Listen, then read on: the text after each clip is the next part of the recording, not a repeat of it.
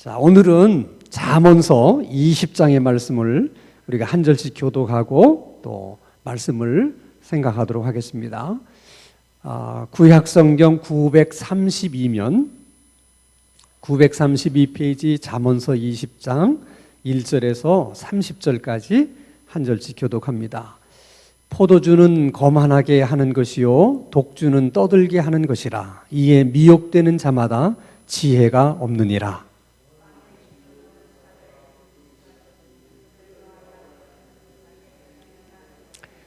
다툼을 멀리하는 것이 사람에게 영광이거늘 미련한 자마다 다툼을 일으키느니라.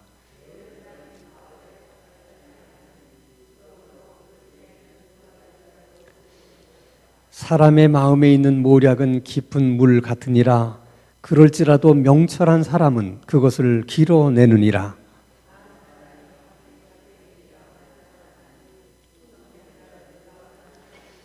온전하게 행하는 자가 의인이라. 그의 후손에게 복이 있느니라.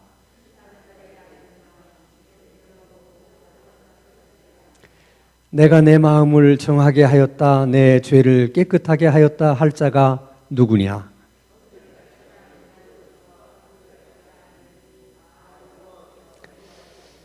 비록 아이라도 자기의 동작으로 자기 품행이 청결한 여부와 정직한 여부를 나타내느니라.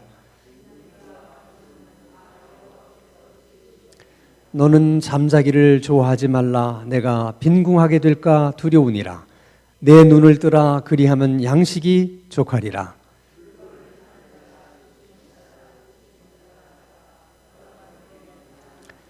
세상에 금도 있고 진주도 많거니와 지혜로운 입술이 더욱 귀한 보배니라.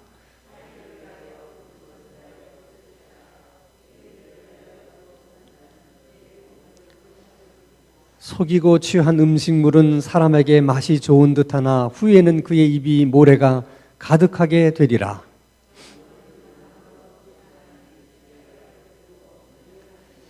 두루 다니며 한담하는 자는 남의 비밀을 누설하나니 입술을 벌린 자를 사귀지 말지니라.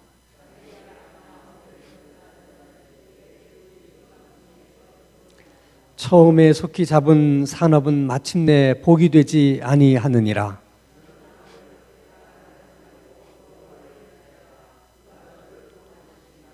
한결같지 않은 저울추는 여호와께서 미워하시는 것이요 속이는 저울은 좋지 못한 것이니라.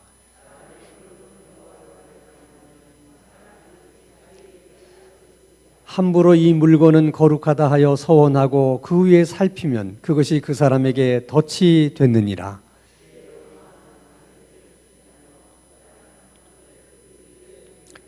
사람의 영혼은 여호와의 등불이라. 사람의 깊은 속을 살피느니라.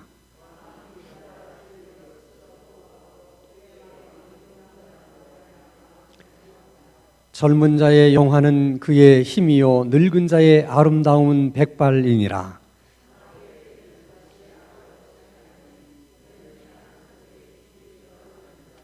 아멘. 잠언서를 늘 읽을 때마다 얼마나 말씀이 참 좋은지 몰라요. 정말 꿀송이처럼 이렇게 달다는 느낌을 이렇게 주는 말씀이 잠언서의 말씀인 것 같아요. 근데 잠언서를 읽으면서 여러분들도 다 느끼는 거겠지만은 똑같은 주제가 이렇게 많이 반복되어서 나오는 경우를 우리가 많이 보게 되죠. 그래서 문득 이런 생각이 들어요. 이게 잠언서가 모두 31장까지 되어 있는데 매 장마다 이렇게 정말 주옥 같은 말씀들이 어떤 경우는 겹쳐서 나오기도 하고 반복해서 나오는데 한번 이 잠언서 31장의 내용을 다 이렇게 흩어가지고 이 주제별로 한번 이렇게 말씀을 모아보면 어떨까? 이제 시도해 본 사람은 아직까지 없는 것 같은데 그렇게 다 한번 분류를 해보면 어쩌면 31개의 주제로 이렇게 잠언서를 묶을 수 있지 않을까 그런 생각이 들어요. 큰 주제 31개 주제를 다 흩어가지고 한 장에 똑같은 비슷한 내용을 다 이렇게 한번 몰아보는 거죠. 그렇게 하면은 아주 주제가 분명하게 드러나지 않을까 그런 생각이 들어요. 어쨌든 우리가 잠언서를 읽으면서 이게 반복되는 주제가 나온다고 하는 것은 그 주제가 그만큼 우리 삶에 중요하다는 증거거든요. 그러니까 반복되어 나오는 주제에 대해서는 더 우리가 좀 신경 써서 그 주제들을 생각해 볼 필요가 있다는 것입니다. 잠언서 20장에도 우리가 다루고 싶은 내용이 굉장히 많은데 이제 그 중에서 3개만 우리가 좀 선택을 해서 생각해 보려고 그래요. 하나는 잠언서에서 반복되어 나오는 주제 중에 하나가 뭐냐면 정직하라는 거예요. 진실하라. 그러니까 하나님은 정직하지 않은 사람을 싫어한다는 거야. 거짓된 사람을 싫어한다. 싫어하기 때문에 하나님이 정직하지 않은 자, 거짓된 자는 돕지를 않으세요. 정직하지 않은 자는 하나님께 도움을 받을 생각을 해서는 안 되는 것입니다. 그래서 정직하게 산다는 것이 얼마나 중요한 일인지 몰라요. 자, 오늘 잠언서 20장 10절 말씀을 보겠습니다. 한결같지 않은 저울추와 한결같지 않은 되는 다 여호와께서 미워하시느니라. 정직하지 못한 거죠. 근데 이 말씀이 잠언서 20장에도 계속 반복돼 나와요. 23절 한결같지 않은 저울추는 여호와께서 미워하시는 것이요 속이는 저울은 좋지 못한 것이니라. 또 한 번 반복하잖아요. 그러니까 오늘 우리식으로 얘기하면 뭐 중국에서도 최근에 가짜 분유 사건이 터져가지고 굉장히 사회 이슈가 됐잖아요. 그러니까 다 거기에 속하는 거예요. 진짜 꿀이라고 팔면서 설탕을 섞어서 판다든지 이게 다 이제 거짓된 것이죠. 근데 17절 말씀을 보면 왜 사람들이 거짓되게 하느냐, 하나님이 이렇게 싫어하는 줄 알면서도 왜 싫어하는 일을 하느냐. 속이고 취한 음식물은 사람에게 뭐한 듯하다? 맛이 좋은 듯하다. 우리 속담에도 몰래 따먹은 사과가 맛있다, 이제 그런 얘기가 있잖아요. 그런 것처럼 자기가 열심히 정직하게 근면해서 뭔가를 얻은 것보다는 이렇게 꿀에다 설탕을 타가지고 진짜 꿀인 줄 알고 팔아서 돈을 많이 번 것을 사람들은 더 좋아한다는 거예요. 그렇지만은 그 나중은 하나님이 진실된 하나님이고 하나님이 정직하신 하나님이기 때문에 하나님이 다스리는 나라에 그들이 흥망할 수가 없는 거예요. 그럴 수밖에 없잖아. 하나님이 다스리는 나라에 그런 일이 많다면 하나님이 어떻게 의로우신 하나님이라 그럴 수 있겠습니까? 그러니까 반드시 그런 자들은 금방은 몰래 따먹은 사과가 맛있게 느껴질지 모르지만은 이제 뒷맛은 쓴 것처럼 그렇게 사는 사람들은 결국은 하나님께서 다 어떻게 하신다? 손을 보신다는 거예요. 그래서 우리가 항상 생각해야 될 게 뭐냐면 정직하면 손해본다. 이런 생각을 빨리 버리셔야 돼요. 우리는 가난하게 살든 힘들게 살든 우리가 어떤 모습으로 살든지 우리는 하나님께 도움을 받을 수 있는 사람으로 살아야 돼요. 세상에서 가장 불행한 사람이 도움이 필요할 때 하나님으로부터 아무런 도움을 받을 수 없는 사람이에요. 그러나 우리가 아무리 연약한 자다 할지라도 우리가 정말 하나님의 도움이 필요할 때 하나님으로부터 도움을 받을 수 있는 사람이라면 그 사람을 어떻게 불행하다고 말할 수 있겠습니까? 그런 인생이 복된 인생이에요. 그러려면 일반적으로 사람들이 가지고 있는 생각, 정직하면 손해본다, 이런 생각을 버리셔야 돼요.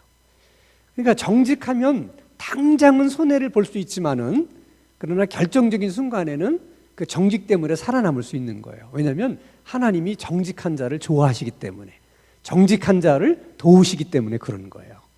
이제 한 가지 예가, 우리나라 이제 IMF가 왔을 때 회사들마다 이제 자금이 부족해서 막 이제 외국인에게 팔려 나가기도 하고, 그대로 막 큰 회사들이 그냥 파산하기도 하고 그런 일들이 많았잖아요.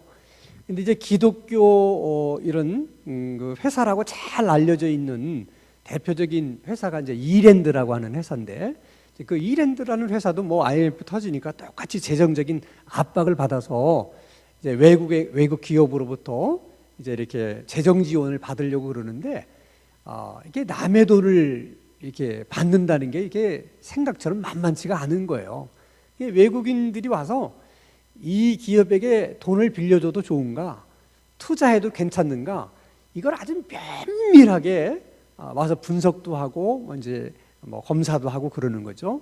근데 이제 이랜드에도 이제 이렇게 이제 도와달라고 그러니까 어떤 한 기업이 와서 이제 조사를 하기 시작한 거예요. 이랜드를 다 조사를 한 다음에 투자하기로 결정을 했다 우리가. 그러니까 이제 이랜드 회장이 물어봤어요. 도대체 뭘 보고서 투자하기로 결정을 한 겁니까? 그랬더니 내가 다 이랜드를 봤는데 뭐 경영이 어떻다 이런 건 둘째치고 이랜드는 장부가 하나더라는 거야. 응? 그러니까 이제 대부분의 회사들이 이제 장부가 이중 장부가 있는데 이랜드는 다 조사해 보니까 장부가 하나다. 이렇게 정직한 회사라면 믿고 이제 투자할 수 있다. 그래서 살아난 거야.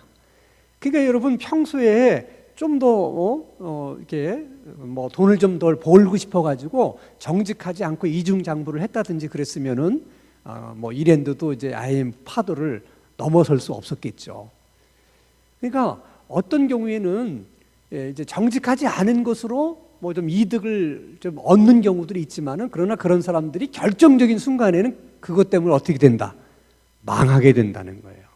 왜냐하면 하나님이 정직하신 분이기 때문에 결국 그런 사람들을 그냥 놔두지 않으신다. 반드시 하나님이 그런 사람들은 손을 보신다는 거예요. 그렇기 때문에 우리는 생각 속에 차라리 나는 정직하다 망하겠다. 이 정직하다 망하는 경우는 없어요. 하나님이 진실하신 분이기 때문에 절대로 망하게 버려두지 않으세요. 우리 생각에 망할 것처럼 두려움을 갖게 되는 것이지 절대로 정직해서 망하는 법은 없어요. 그렇지만 우리가 스스로 생각하기를 차라리 나는 정직하다가 망하겠다. 만약의 경우에 정말 정직하다가 망하면 하나님 앞에서는 할 말이 있는 거예요. 근데 정직하지 못해서 망하게 되면 그건 뭐 하나님 앞에서도 할 말이 없는 거잖아요. 그러니까 이왕저랑 뭐 망할 거라면 어떻게 하다 망하는 게 좋아요? 정직하다가 망하는 게 낫다. 이런 생각이 우리들에게 있어야 돼. 그런 배짱이. 응? 한번 크게 다 마스크 쓰셨지만은 그래도 크게 한번 우리가 같이 한번 해보겠습니다. 차라리 정직하다 망하자. 그런 마음으로 살면 진짜 망해요, 안 망해? 안 망한다. 근데 그런 마음가짐을 평소에도 이렇게 늘 되새겨야만 그런 순간이 왔을 때 우리가 정직할 수 있다는 거예요. 근데 이제 우리가 그런 것에 자꾸 이렇게 훈련이 안 돼 있으면 본능적으로 우리가 이제 그 정직해야 되느냐, 그러지 않아야 되느냐 그럴 때 약한 그런 영들이 또 이렇게 시험을 주고 우리에게 두려움을 준다든지 유혹을 해서 순간 우리가 잘못 선택할 수가 있죠. 그러니까 평소에 계속 우리가 되뇌어야 돼. 응? 되뇌어야 돼. 정직하게 사는 것이 바로 사는 길이고 하나님께 도움을 받을 수 있는 길이다. 내가 끝까지 정직을 주장하고 정직을 붙잡으면 어느 순간에 나는 하나님께 도움을 받을 수 있다. 아멘? 그런 믿음을 가지고 살아야 된다 하는 겁니다. 그게 이제 오늘 잠언서 20장에서 말하는 첫 번째 주제예요. 자, 두 번째 주제는 인생이라고 하는 것은 다 하나님의 손에 있다. 계속 잠언서에서 반복되는 얘기예요. 모든 인생은 다 하나님의 손에 있다. 그걸 이제 신앙적인 용어로 풀면 우리의 인생이라고 하는 것은 하나님의 섭리와 인도 속에서 살아가는 것이다 하는 것이죠. 자, 잠언서 10장 24절. 자, 사람의 걸음은 여호와로 말미암나니 사람이 어찌 자기의 길을 알 수 있으랴. 다 하나님 손에 있다는 거죠. 그렇죠? 자, 잠언서 그다음에 16장 1절 말씀. 마음의 경영은 사람에게 있어도 말의 응답은 여호와께로부터 나오느니라. 잠언서 16장 33절. 제비는 사람이 뽑으나 모든 일을 작정하기는 여호와께 있느니라. 예레미야 10장 23절. 같이 한번 읽어볼까요? 시작. 여호와여 내가 알거니와 사람의 길이 자신에게 있지 아니하니 걸음을 지도함이 걷는 자에게 있지 아니하니이다. 다 이거는 깊은 그 경험 속에서 나오는 고백이에요. 결국 다 하나님 손에 있다는 거예요. 그래서 시편 37편 23절 24절은 여호와께서 사람의 걸음을 정하시고 그 길을 기뻐하시나니 그런 사람은 넘어지지만은 아주 엎드려지지 아니함은 여호와께서 그의 손으로 붙드심이로다.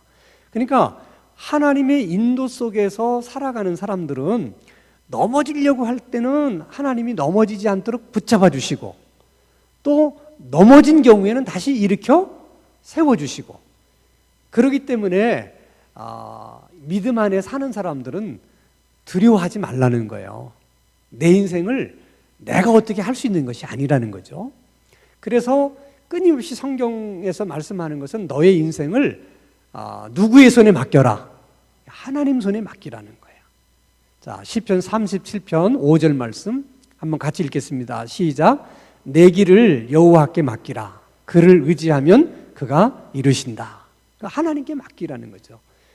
지금 쭉 우리가 맡겨야 될 이유, 결국 우리의 인생은 우리 손에 달린 것이 아니고 하나님 손에 달린 거기 때문에 그걸 붙들고 있는 사람에게 맡겨야지, 내가 내 인생을 나 자신에게 맡겨서는 안 된다는 거예요. 하나님께 맡겨라. 하나님께 맡긴다고 하는 게 도대체 뭐냐? 내 인생을 하나님께 맡긴다는 게 뭐냐? 여러 가지로 설명할 수 있어요. 뭐 하나님께 의지한다, 하나님을 신뢰한다, 이렇게 할 수 있는데, 가장 쉬운 설명은 우리가 해야 되는 일, 우리가 할 수 있는 일은 우리가 하고, 우리가 할 수 없는 일, 또 우리가 해서는 안 되는 일은 하나님께 정말 맡기는 것이, 그게 하나님께 맡기는 삶이에요. 근데 우리가 오해를 할 수 있어요. 이것은 우리가 해야 될 일이고 우리가 할 수 있는 일인데 하나님 보고 하라고 그러고, 그것은 하나님이 하셔야만 되는 일인데 우리가 하겠다고 한다든지, 그러는 데서 인생이 어떻게 꼬이는 거예요. 대부분 인생을 힘들게 사는 사람들의 그 패턴이 그런 거예요. 그러니까 이게 순리대로 하질 않는 거예요. 그러니까 하나님은 이건 네가 해야 될 일이야, 네가 해. 그런데 자꾸 그것을 우리는 하나님께 떠맡기고 싶은 거예요. 그리고 하나님이 해야만 되는 일은 또 자기가 하겠다고 자꾸 이렇게 우리들이 하는 얘기를 이제 설치게 된다든지, 그렇게 되면 뭐 계속 인생이 꼬이는 거예요. 자, 이제 가장 대표적인 예가, 자, 모세의 엄마인 요게벳의 경우를 한번 예를 들어봅시다. 자, 아들을 낳으면 무조건 다 나일강에 던져라, 왕명이에요. 근데 아이를 낳고 보니까 아들이야. 근데 아들을 어떻게 나일강에 버리냐? 그래서 요게벳의 엄마가 아이를 낳자마자 이게 포대기에 싸가지고, 그래서 갈대 바구니 상자에다 넣어서 이렇게 띄웠어요? 그렇게 안 했잖아요. 일단은 어떻게 합니까? 자기가 키워요, 엄마가. 자기가 할 수 있을 때까지 하는 거예요. 키워요. 근데 아이의 이제 울음소리가 점점 커지니까 이제는 자기가 더 이상 할 수 없다고 생각한 거죠. 그러니까 그건 이제 누구에게 맡겨야 돼? 하나님께 맡겨야 돼요. 그래서 갈대 상자를 만드는 것도 누가 할 수 있는 일이야? 자기가 할 수 있는 일이에요. 그 갈대 상자에 아이를 넣는 것도 누가 할 수 있는 일이야? 자기가 할 수 있는 일이에요. 그래서 나일강에 띄우는 것도 누가 할 수 있는 일이야? 자기가 할 수 있는 일이에요. 그리고서 그 다음에는 하나님께 정말 맡겼다는 것을 어떻게 알 수 있느냐? 그건 어쩔 수 없어서 그냥 체념해서 그렇게 한 게 아니라는 거예요. 그렇게 한 다음에 요게벳이 딸에게 뭐라고 얘기를 해요? 어떻게 되는지를 가서 어떻게 지켜보라는 거예요. 그래서 지켜보라고 하는 그 말 속에는 이제 하나님께 내가 맡겼으니까 하나님께서 어떻게 하는지를 보고 싶은 거예요. 그 딸을 보고 가서 어떻게 되는지를 지켜봐라 얘기하는 거예요. 그러니까 그 요게벳이 지혜로운 것이죠. 끝까지 자기가 하나님께 맡겨야 될 선인데 끝까지 자기가 붙들고서 자기가 애를 키워보겠다고 했더라면 다 죽는 거죠, 뭐. 응? 모세만 죽는 게 아니라 부모 다 죽는 거예요. 그때 이거는 여기까지다. 이거 여기까지 내가 할 일이고 이제는 맡겨야 된다. 할 때 맡겨야 되는 거예요. 그러니까 여러분들도 인생이 꼬일 때는, 뭔가 안 될 때는 반드시 그 부분을 점검해 보셔야 되는 거야. 내가 지금 해야 될 일을 하나님께 맡기고 있는 건 없냐? 아니면 이것은 하나님이 해야 될 일을 지금 내가 하겠다고 지금 하고 있는 건 아니냐? 이런 것들을 잘 분별해야 돼.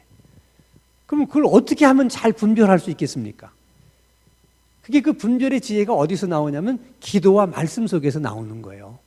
그러니까 여러분들이 평소에 기도 훈련을 많이 하고 이렇게 매주일 수요일날마다 나와서 지혜의 말씀인 이런 시편이나 잠언의 말씀을 계속 이렇게 여러분이 듣다 보면 여러분도 모르는 사이에 지혜가 생겨서 그런 것이 분별이 돼요. 이거는 내가 할 수 있는 게 아니구나. 하나님께 맡겨야 되는 거구나. 그렇죠? 지금 코로나19로 굉장히 많은 어려움들을 겪고 있잖아요. 지금 이렇게 큰 어떤 그 변화에 부딪혔을 때도 똑같아요. 이럴 때도 우리가 할 수 있는 일과 하나님이 하셔야 할 일을 잘 구분하지 않으면 일이 다 꼬이는 거야. 그걸 잘 해야 되는 거죠. 근데 이제 믿지 않는 사람들은 하나님을 모르니까 모든 것을 다 자기들의 힘으로 해보겠다는 거죠. 돼요, 안 돼요? 안 된다니까. 그렇게 해서 세상이 다 되면 문제가 뭐가 있겠어요.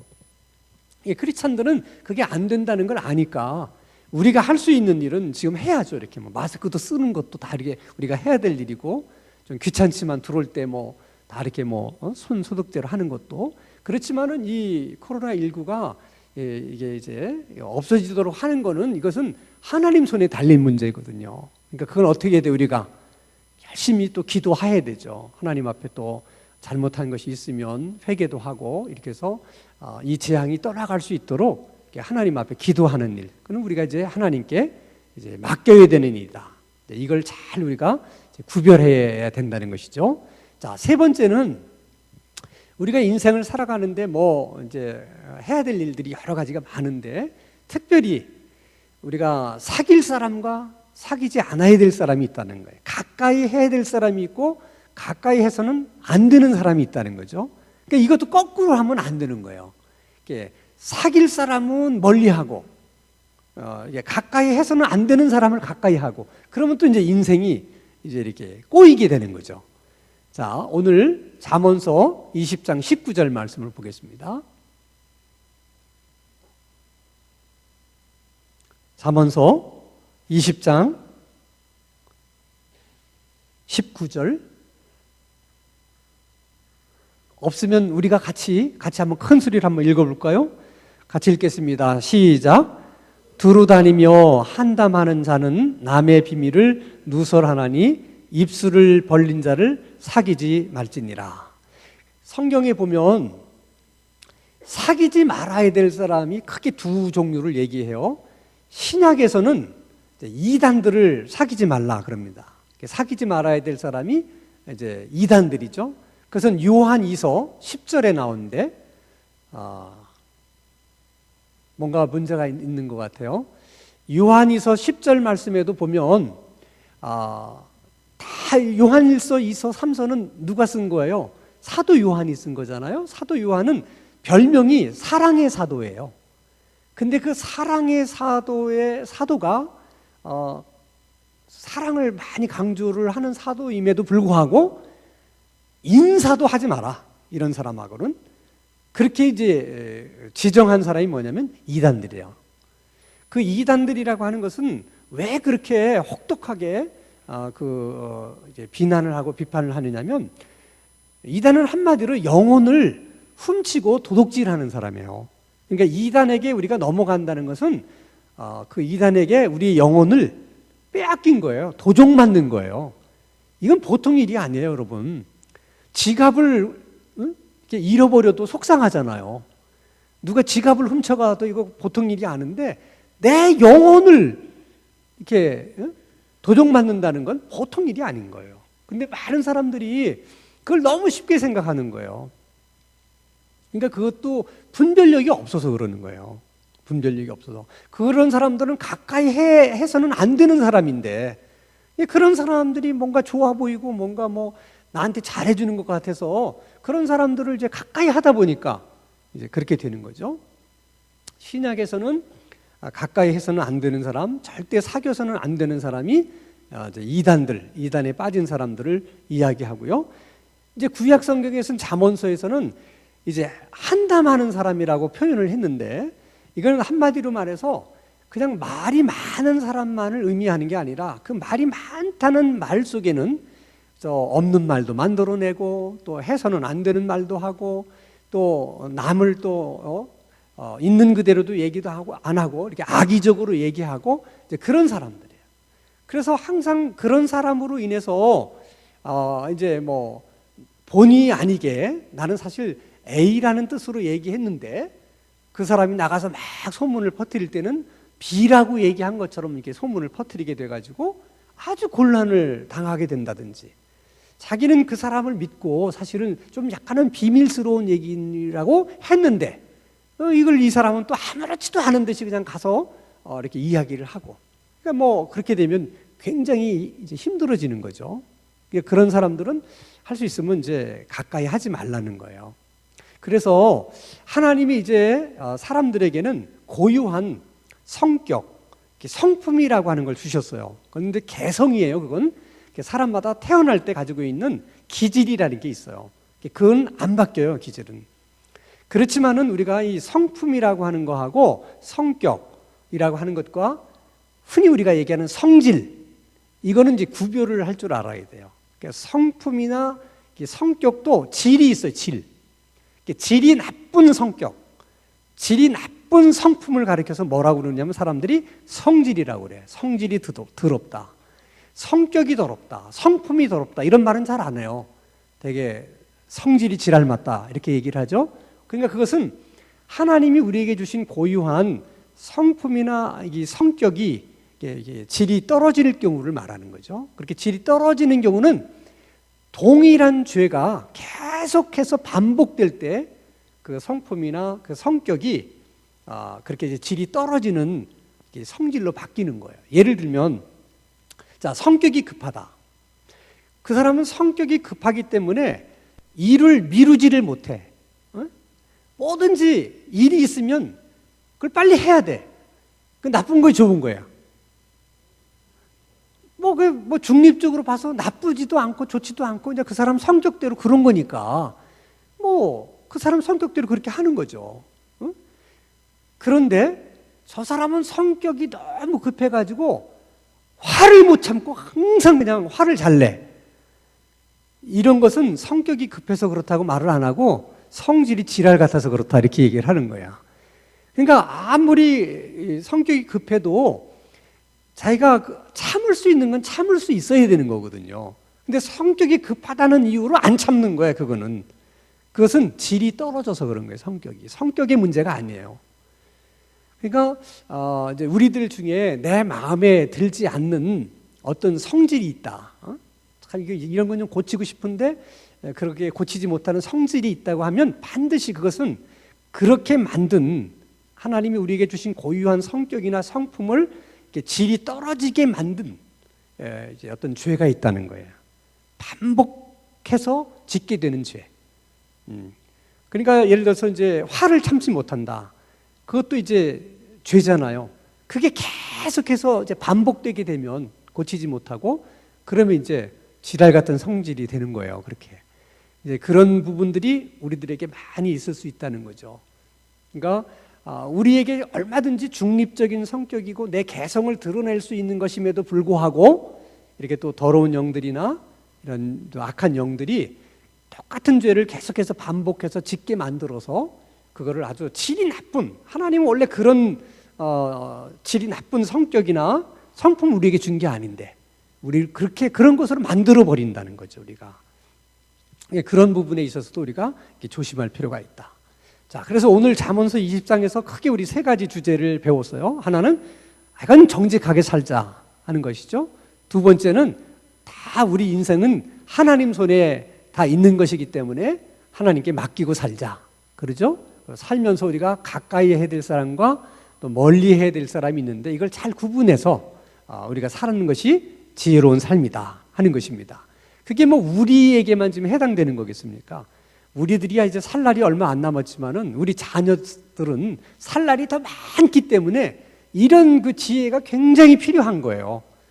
그렇기 때문에 오늘 이 말씀을 우리가 들었기 때문에 우리 자신들을 위해서도 남은 생애만큼이라도 우리가 정직하게 살아야 되겠다. 하나님께 맡기고 살아야 되겠다. 그리고 또 사귈 만한 사람을 사귀어야 되겠다. 가까이 할 만한 사람을 가까이 해야 되겠다. 그걸 위해서도 기도해야 되지만은 특별히 누구를 위해서 그렇게 기도를 많이 하면 좋겠어요? 우리 자녀들을 위해서 우리가 이렇게 중보하는 거예요. 우리 자녀들에게도 하나님 평생을 정직하게 살게 하소서. 당장 손해를 본다고 그래서 정직하지 않게 그렇게 하지 말고 정직하게 사는 자녀들이 되게 해 주십시오. 그리고 인생을 자기 힘으로 모든 걸 다 하려고 하지 말고 자기가 해야 될 일, 할 수 있는 일은 하고 그 다음에 하나님께 맡겨야 될 일은 맡길 줄 아는 그런 우리 자녀들이 되게 해 주십시오. 자녀들이 살면서 직장에서나 학교에서나 멀리 해야 될 사람, 그걸 가까이 하지 않게 하시고 가까이 하고 사귀어야 될 사람을 멀리 하지 않을 수 있는 그런 지혜를 주시옵소서. 그렇게 우리가 기도하면 자녀들이 다 그렇게 되는 거죠. 왜냐하면 하나님 우리의 기도를 들으시고 자녀들에게 그렇게 할 수 있는 은혜와 복을 주시기 때문에 그런 거죠. 그러니까 여러분 기도하는 엄마, 기도하는 아빠가 있다는 것이 자식들에게는 엄청난 큰 복이에요. 그 자식들은 모르죠. 자기들이 자기 잘나서 그렇게 된 줄 알지만은 사실 그 배후에 뭐가 있어서 그죠? 부모님들의 열심히 있는 기도가 있어서 그렇게 되는 거예요. 특별히 수요일 저녁마다 나와서 말씀 듣고 말씀 붙들고 기도하면서 자녀들을 위해서 중보하면서 기도하는 여러분들이 있으면 틀림없이 여러분들의 자녀들은 다 복받게 될 줄로 믿습니다. 그래서 오늘도 이 말씀 가지고 우리가 함께 기도하고 자녀들을 위해서 또 기도하겠습니다.